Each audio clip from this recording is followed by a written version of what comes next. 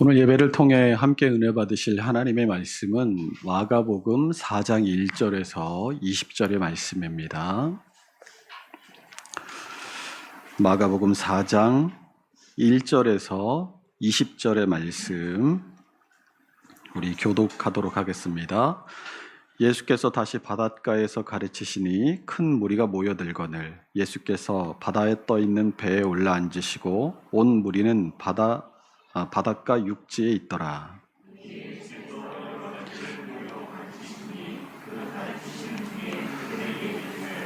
들으라, 씨를 뿌리는 자가 뿌리러 나가서 더러는 흙이 얕은 돌밭에 떨어짐에 흙이 깊지 아니하므로 곧 싹이 나오나 더러는 가시떨기에 떨어짐에 가시가 자라 기운을 막음으로 결실하지 못하였고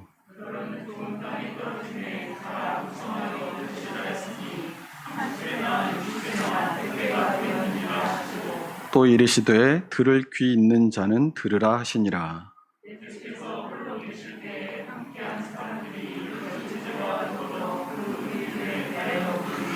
이르시되 하나님 나라의 비밀을 너희에게는 주었으나 외인에게는 모든 것을 비유로 하나니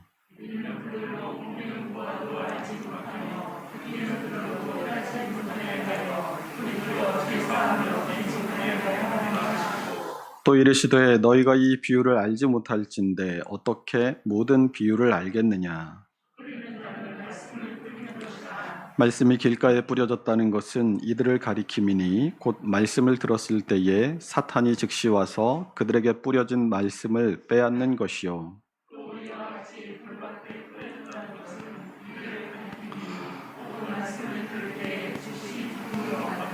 그 속에 뿌리가 없어 잠깐 견디다가 말씀으로 인하여 환난이나 박해가 일어나는 때에는 곧 넘어지는 자요.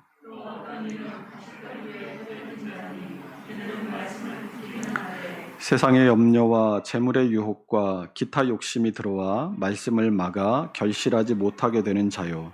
좋은 땅에 뿌려졌다는 것은 곧 말씀을 듣고 받아 30배나 60배나 100배의 결실을 하는 자니라. 아멘. 제가 좀 다른 때보다 좀 기분이 좋습니다. 오늘 설교 원고가 보통 한 13장 나오는데 오늘 9장이 나왔어요. 그래서 굉장히 이렇게 좀 부담 없이 또 즐거운 마음으로 올라왔습니다. 우리가 이제 마태복음 3장까지를 살펴보고 이제 마태복음 4장에 들어가게 되는데 이 마태복음 4장 여러분 성경을 한번 쭉 보세요.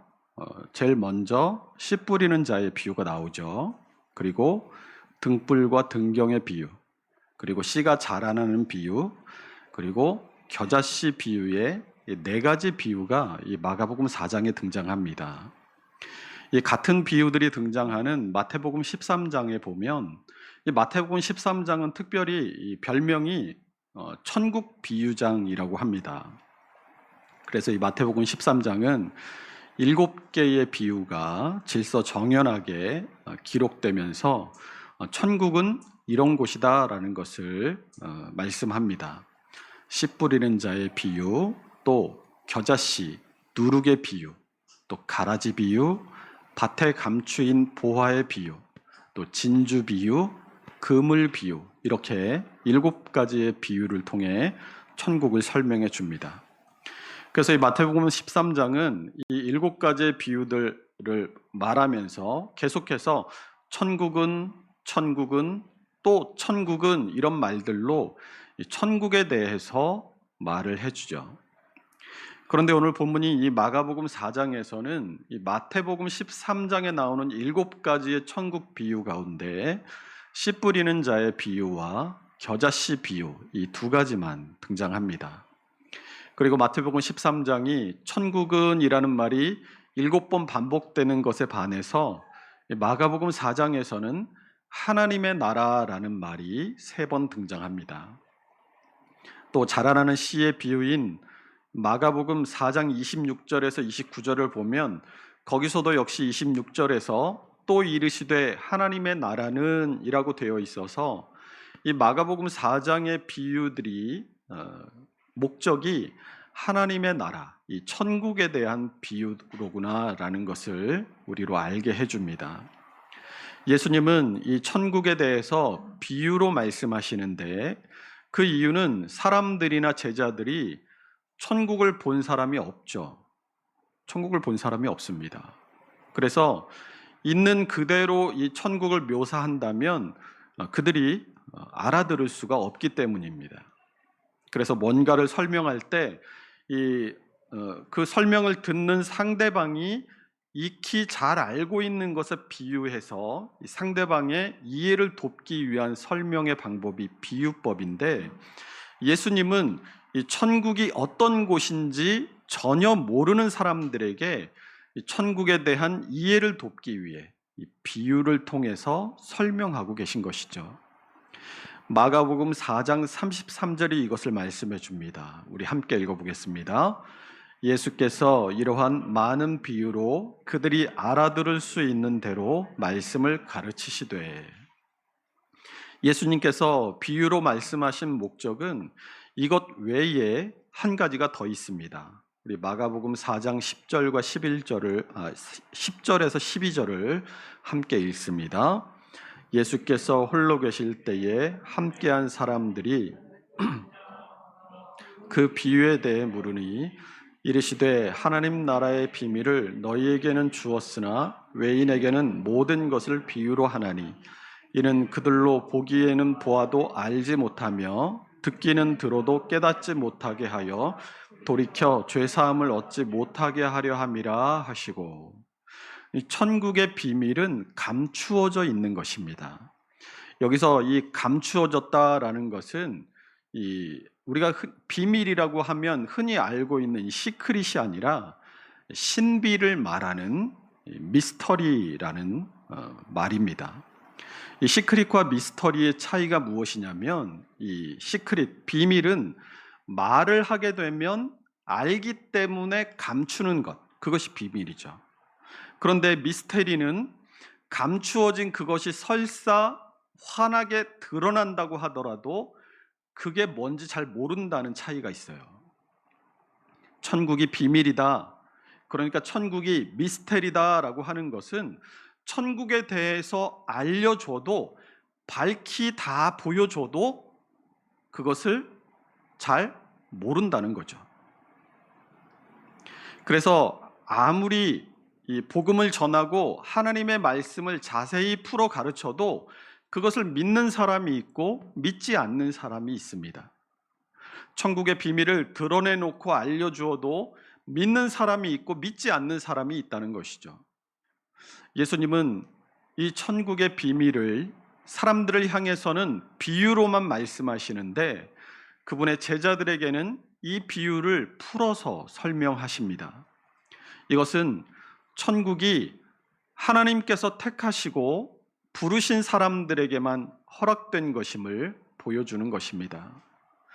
예수님은 이 마가복음 4장을 통해서 천국에 대해 4가지 비유로 말씀하시는데, 이 4가지 비유가 끝나고 마가복음 4장 35절에서 이 마가복음의 끝절인 41절까지를 보면 비유가 아니라 바람과 바다를 잔잔케 하시는 예수님에 대한 기사가 이 마가복음 4장의 끝에 실려 있습니다. 예수님은 이 마가복음 4장에서 4가지의 비유를 통해서 천국의 비밀을 상세히 풀어 제자들에게 가르쳐 주십니다. 천국의 비밀을 깨달은 제자들은 뭘 가져야 되겠어요? 예수님에 대한 믿음을 가져야 했습니다. 그러나 바람과 바다가 그들에게 닥쳐오자 제자들은 두려워하고 예수님을 깨웁니다. 그때 예수님은 고물에서 베개를 베고 주무시고 계셨다라고 합니다. 천국을 믿고 소유한 사람과 천국에 대해서 듣기는 들었지만 그 마음에 천국을 소유하지 못한 사람의 차이는 세상의 고난과 어려움이 닥쳐올 때 그 안에 평안이 있느냐 없느냐로 드러나게 됩니다.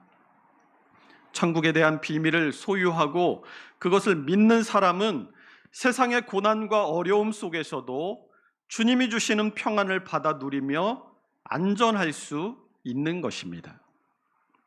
예수님은 자신이 십자가에 달려 고난 당하실 것을 아셨습니다. 그리고 그때가 되면 제자들이 천국의 비밀을 깨닫고 천국을 소유한 사람으로서 마음의 평안을 가지고 담대하게 그 모든 일을, 그 세상의 모든 어려움들을 이겨내기를 원하셨어요. 우리 요한복음 16장 32절에서 33절을 함께 읽어봅니다. 보라, 너희가 다 각각 제 곳으로 흩어지고 나를 혼자 둘 때가 오나니 벌써 왔도다. 그러나 내가 혼자 있는 것이 아니라 아버지께서 나와 함께 계시느니라. 이것을 너희에게 이르는 것은 너희로 내 안에서 평안을 누리게 하려 함이라. 세상에서는 너희가 환난을 당하나 담대하라. 내가 세상을 이기었노라. 아멘. 내가 천국에 대한 확신이 있다면 이 세상의 어떤 어려움과 고난도 나를 흔들 수 없습니다. 주님이 주시는 평안이 날마다 우리를 지키시고 안전하게 하실 것이기 때문입니다. 우리 겸이가 내일 입대를 하는데 아마 한 번도 경험해 보지 못한 일을 앞두고 많이 두렵고 떨릴 거예요. 우리가 방금 읽은 이 요한복음 16장 32절과 33절의 말씀을 붙들고 힘들고 어려운 순간들 속에서도 그 모든 어려움들을 잘 이겨내고 주님의 평안을 누릴 수 있기를 주님의 이름으로 축원합니다. 아멘. 자, 오늘 말씀은 이 천국에 대한 비유의 말씀인 마가복음 4장 가운데에서 첫 번째 비유인 씨 뿌리는 자의 비유에 대한 말씀입니다. 오늘 우리가 함께 읽은 마가복음 4장 1절에서 20절의 비유, 이 비유를 흔히 씨 뿌리는 비유 혹은 씨 뿌리는 자의 비유라고 말을 합니다. 그러나 이 비유를 잘 들여다보면 예수님은 씨 뿌리는 자의 관점에서 얘기하지 않으세요. 씨가 어떻다든지 그 씨를 뿌리는 자가 어떻다든지 이런 것에 대해서는 한 말씀도 하지 않으시고 오히려 여러 종류의 땅에 대해서만 자세히 말씀하십니다. 이 씨 뿌리는 자의 비유는 비유 중에서도 매우 잘 알려진 비유이고 또 비유의 핵심이라고 할 수 있습니다. 이 비유는 예수님께서 제자들에게 가르치시는 중에 그 근처에 씨를 뿌리는 사람이 있었고 그 모습을 보고 예수님께서 제자들에게 실물 교육으로서 씨 뿌리는 자의 비유를 말씀하셨다라는 것을 알 수 있습니다. 이것은 3절을 보면 알 수가 있는데 우리 3절을 보시면 들으라 씨를 뿌리는 자가 뿌리러 나가서라고 말씀하고 있는데 이 3절을 헬라어 원문을 보면 생략된 단어가 하나 있습니다. 그 단어는 이두라는 단어입니다. 이 이두는 보라라는 뜻인데 이 구절에서 이두가 사용된 이 용법은 미완료 중간태라는 용법으로 사용되었어요. 이 미완료 중간태라는 것은 이 미완료라는 말과 중간태라는 말이 두 개가 붙어 있죠. 미완료라는 말은 과거로부터 시작된 어떤 일이 지금 내가 말하고 있는 중에도 계속되고 있을 때, 그러니까 에어컨이 여러분 제가 왔을 때 켜져 있었어요. 그런데 지금도 계속 돌아가고 있죠. 그게 미완료인 거예요. 또 미완료 뒤에 중간태라는 말이 붙었죠. 이 중간태라는 것은 내가 뭔가를 능동적으로 하는 능동태와 내가 누군가의 시킴을 받아서 하는 이 수동태의 중간 형태입니다. 그래서 문장을 쓸 때는 수동태의 형태로 쓰이는데 그 뜻은 능동태로 쓰여서 그 문장의 주어가 나와 관련된 어떤 행위를 할 때 그때를 이 중간태를 사용을 해요. 그러니까 이 보라라는 이두가 오늘 이 3절에서 미완료 중간태로 쓰여졌다는 것은 지금 우리 눈에 보이는 씨를 뿌리고 있는 그 사람이 지금 내가 이 말을 하고 있는 중에도 계속해서 씨를 뿌리고 있다라는 것을 의미하는 거예요. 그래서 헬라어에서 이 3절을 의역해서 풀어보면 이렇게 됩니다. 들어라 얘들아, 저기를 봐라. 씨를 뿌리는 자가 지금 씨를 뿌리고 있지. 저 뿌리는 씨들이 더러는 길가에도, 더러는 돌밭에도, 더러는 가시덤불에도, 더러는 좋은 땅에도 떨어지게 된단다. 이렇게 말씀을 하고 계신 거예요. 예수님의 가르침은 절대로 뜬구름 잡는 소리가 아닙니다. 예수님은 항상 주변에 있는 사물들과 또 예수님의 말씀을 듣고 있는 사람들이 충분히 이해할 만한 것들을 통해서 가르침을 주셨어요. 지난 시간에 예수님의 어머니와 동생들이 찾아와서 밖에서 예수님을 부른다고 할 때에도 예수님은 그 상황까지도 하나님의 나라를 가르치는 기회로 삼아서 육신의 가족과 영적인 가족에 대해서 가르치시지 않으셨습니까? 이런 것처럼 이 예수님이 지금 이 무리들을 가르치시고 계시는 배경은 오늘 본문 1절을 보시면 바닷가에 사람들을 앉혀두고 예수님은 배에 올라서 물 위에서 지금 사람들을 가르치고 계신 거예요. 아마 사람들이 너무 이렇게 밀려들고 예수님을 자꾸 만지려고 하니까 가르치시는데 방해가 되어서 어쩔 수 없이 이 군중들과의 거리를 조금 두기 위해서 사람들을 이 해변 둔덕에 앉혀두시고 자신은 배 위에 서서 지금 가르치고 계신 것으로 보입니다. 그때 멀리 이 파종을 하기 위해서 씨를 뿌리고 있는 사람이 예수님의 눈에 들어왔을 겁니다. 그리고 예수님의 눈에 보이는 그 파종하는 사람은 예수님께서 여러분 저기를 보세요 라고 하면 해변 둔덕에 앉아있던 모든 사람들이 주목해서 볼 수 있는 그런 위치였던 것이죠. 그리고 예수님께서 씨 뿌리는 자의 비유를 통해서 천국의 비밀을 설교하시는 동안 그 사람은 거기서 계속해서 자신의 일, 씨 뿌리는 일을 하고 있었을 거예요.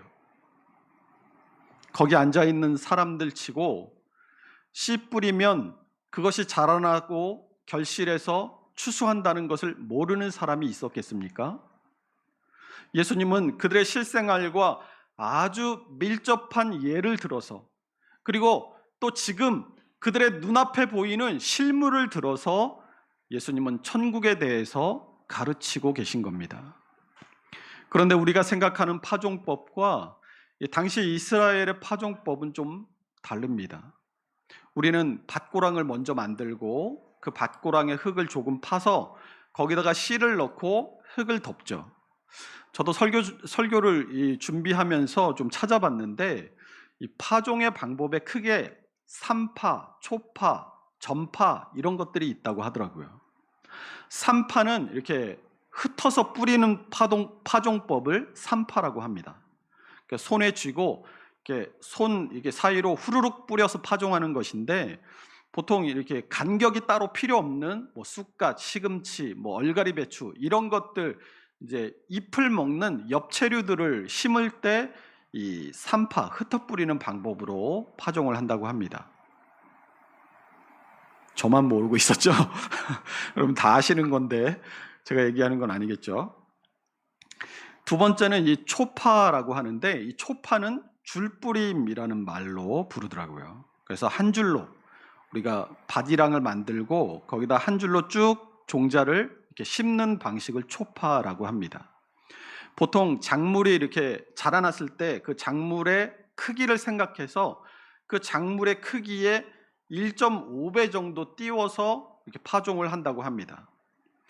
또 전파라는 방법이 있는데 이 전파는 이 전뿌림이라고 해요. 그래서 한 곳에 땅을 파서 그 구멍에 한 서너 개의 종자를 한꺼번에 심는 것, 그것이 전파라고 합니다. 수박, 멜론처럼 이 종자가 비싼 식물을 심을 때 전파를 사용한다고 합니다. 우리가 보통 알고 있는 방법은 이 세 가지 파종법 중에 뭐겠어요? 초파죠. 밭을 갈아서 줄을 맞춰 흙 속에 종자를 하나씩 넣고 흙을 덮어주는 방식이죠. 그런데 예수님 당시에 이스라엘의 파종 방식은 산파, 손에 쥐고 흙 뿌리는 방식이었어요. 이 산파는 뿌리는 방법은 매우 쉽습니다. 허리를 굽힐 필요도 없고 흙을 파거나 흙을 덮을 필요도 없이 그냥 쥐고 그냥 걸어가면서 뿌리면 되기 때문이에요. 그런데 이 뿌리는 사람의 기술이나 혹은 바람의 영향 때문에 골고루 뿌려지기가 쉽지 않고, 또 밭에만 뿌려지는 것이 아니라 씨앗이 다른 곳에 뿌려지거나 다른 곳으로 날아갈 수 있다는 단점이 있습니다. 그림 한번 보여주세요. 이 그림은 빈센트 반 고흐의 씨 뿌리는 사람이라는 작품이에요. 고흐가 동생인 테오에게 쓴 편지 중에 이런 내용이 있습니다. 벌판에 씨 뿌리는 사람처럼 나는 하나님의 말씀을 전하는 씨 뿌리는 사람이 되고 싶다. 매일 죄악이 쌓이고 또 대지가 숱한 가시와 엉겅퀴로 덮여 있다고 해도 숱한 가시와 엉겅퀴로 뒤덮여 있다고 해도 말이다. 이런 내용이 있다고 합니다. 여러분, 이 고흐의 작품을 자세히 보시면 태양과 가까운 곳에는 이 풍성이 결실한 밭이 있죠. 그리고 씨를 뿌리기 위해서 농부가 디디고 서 있는 땅에는 씨를 뿌리기 위해서 갈아엎어 놓은 밭에 돌과 흙이 섞여 있습니다. 또 하단 왼쪽에 보시면 가시덤불처럼 보이는 것들이 있죠. 그리고 그 사이로 노란색으로 길이 나 있습니다. 그리고 농부의 뒤에 자세히 보시면 이렇게 새의 모양이 있어요. 그래서 농부 뒤에 검은색으로 밭에 앉아 있는 새도 볼 수 있습니다.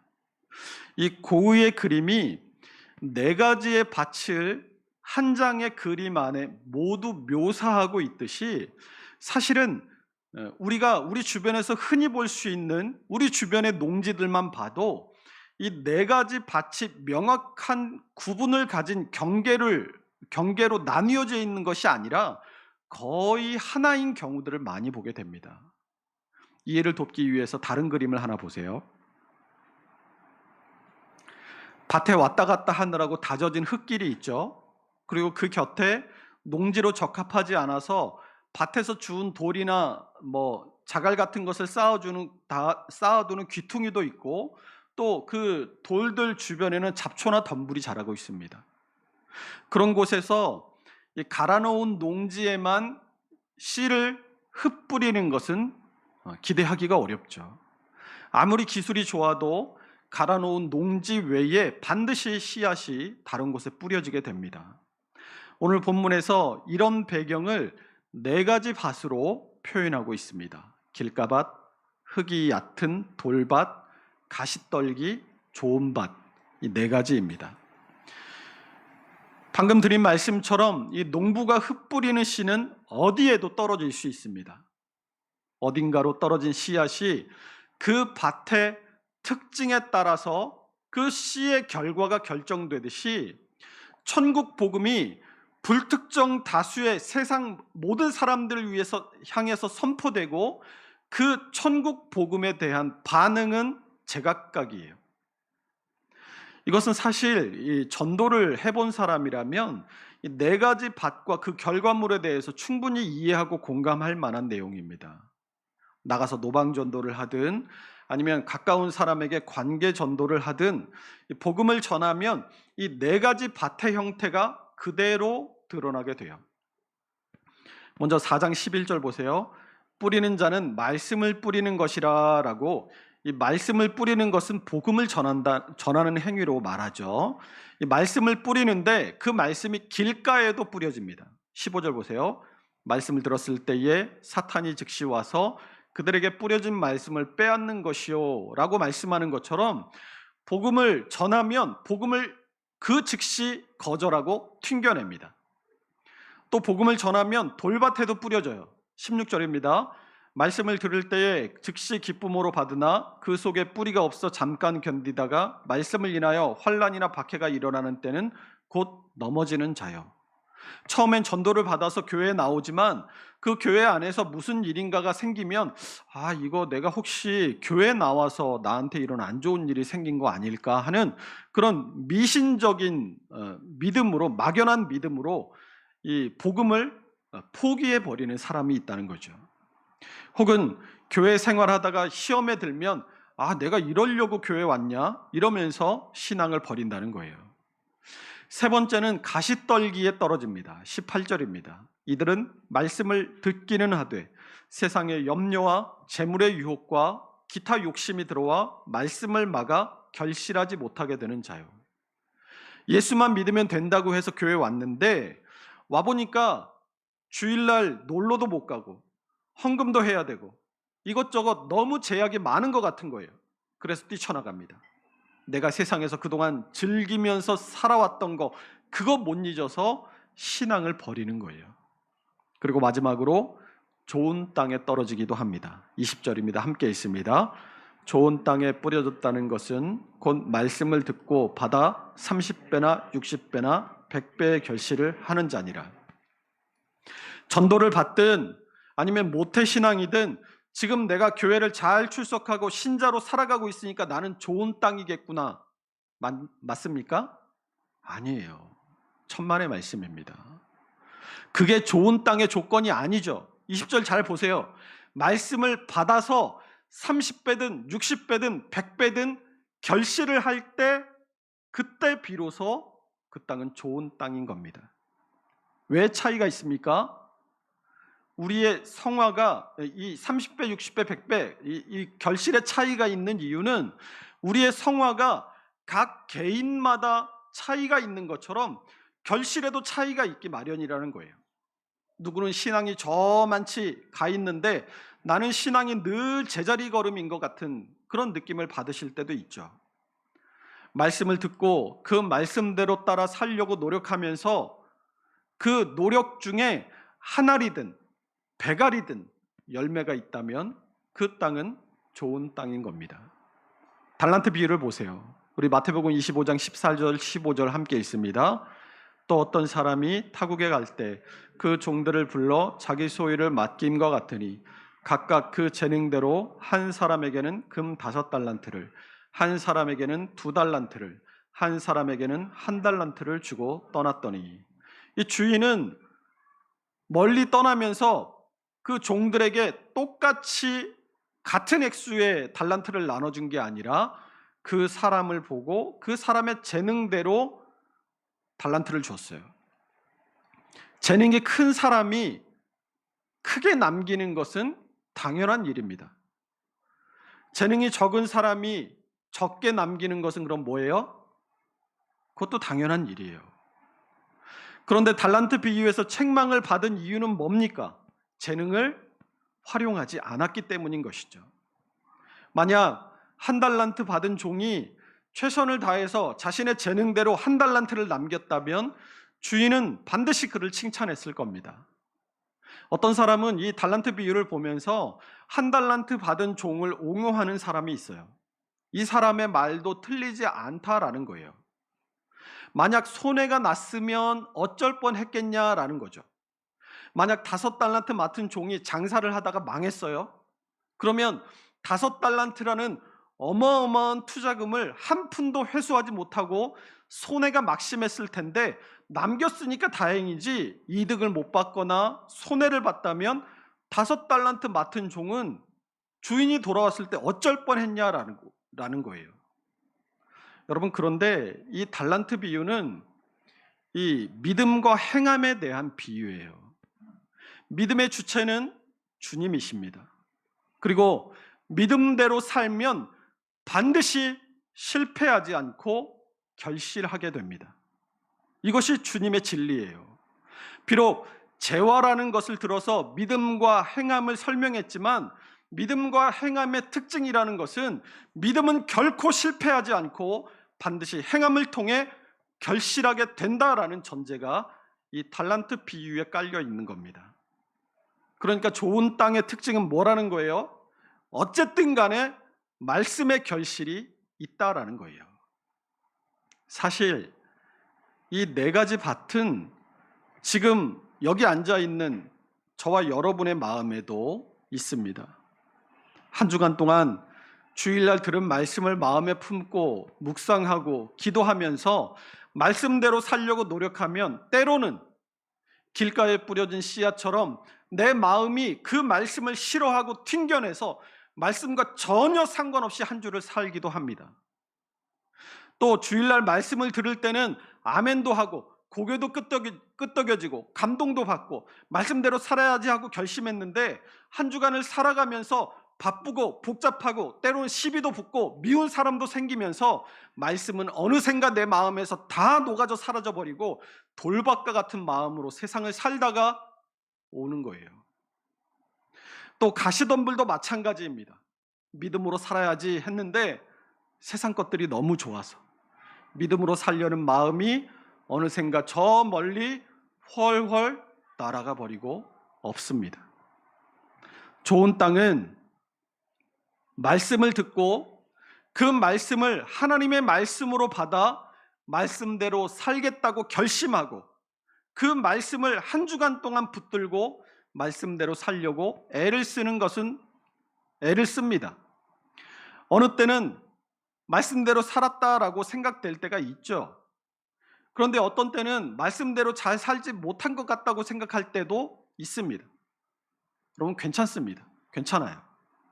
내가 말씀대로 잘 살지 못했다라는 후회가 들어도 그럼에도 불구하고 내가 그 말씀으로 인해서 작은 것 하나라도 내가 신앙인으로 살아가는데 삶의 변화가 되고 결실한 것이 있다면 나는 좋은 땅으로 한 주를 살아낸 것입니다. 어느 때는 100배 결실할 때도 있어요. 어느 때는 30배 결실할 때도, 어느 때는 30배 결실할 수도 있습니다. 주님은 그런 거 신경 쓰십니까? 숫자는 우리의 관념일 뿐이지 하나님은 100배, 60배, 30배 그런 거 신경 쓰지 않으십니다. 우리에게 주신 말씀을 따라 살려고 노력하고 그 노력의 결과로 아주 작은 열매라도 맺힌다면 주님은 그것을 칭찬하시고 기뻐하십니다. 천국은 누구의 것입니까?